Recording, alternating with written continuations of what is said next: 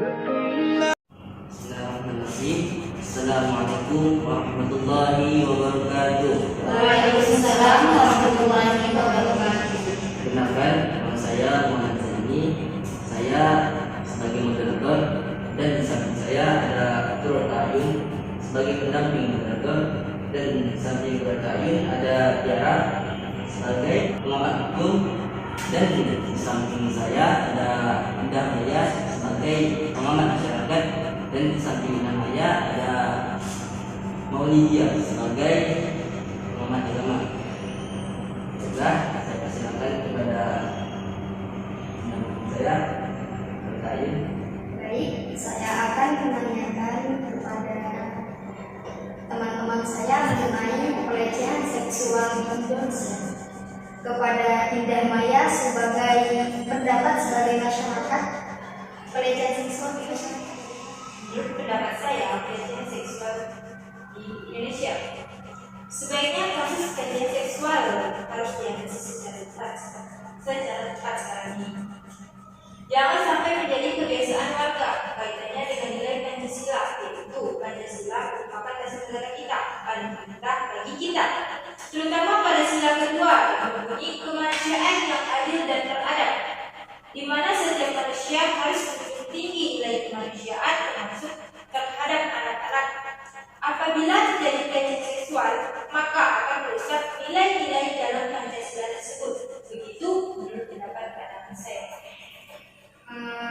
Lanjut, saya dari masyarakat saya akan serahkan kepada saudari Tiara menurut hukum mengenai pelecehan seksual itu. Saya sebagai pengamat hukum, pelecehan seksual merupakan kejahatan terhadap kesusilaan sebagaimana diatur dalam pasal 294 ayat 2 KUHP Indonesia.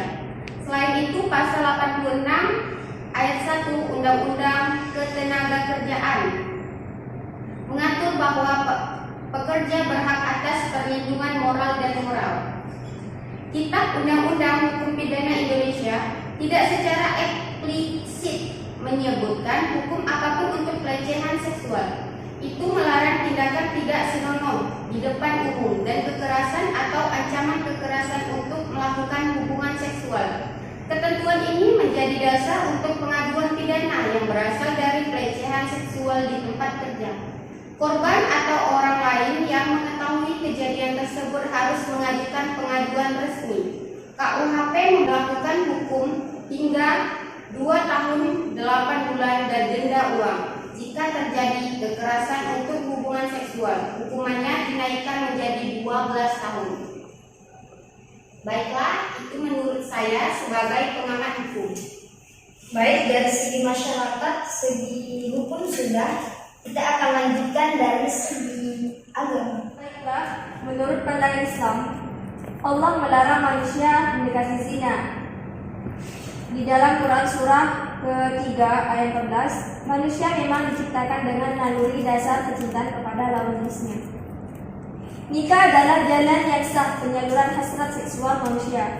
Nabi SAW pun menegaskan, nikah adalah sunnah beliau. Siapa yang berhenti sunnah Nabi, maka ia bukan termasuk golongan Nabi. Artinya, ia berada pada barisan sesat. Jika manusia mengaku sebagai hamba Tuhan, tetapi justru menolak ketentuan Tuhan dalam urusan seksualitas,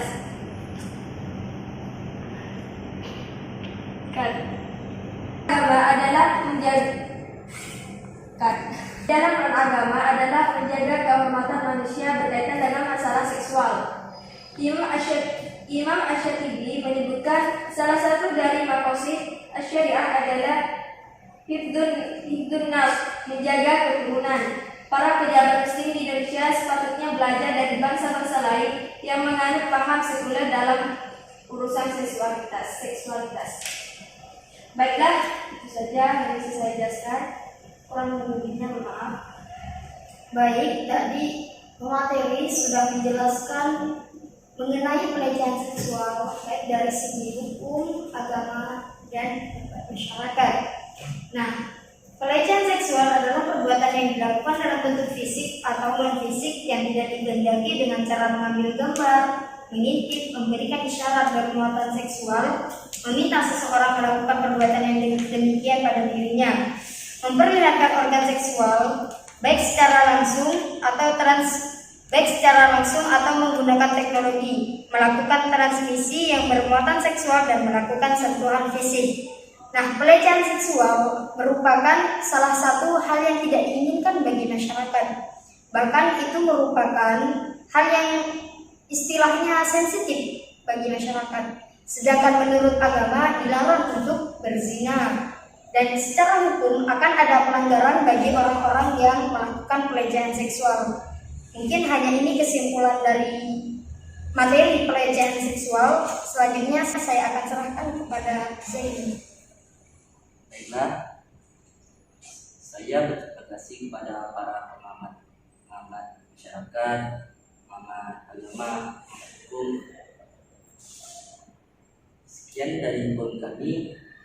Apabila terjadi kesalahan dari awal hingga akhir acara ini,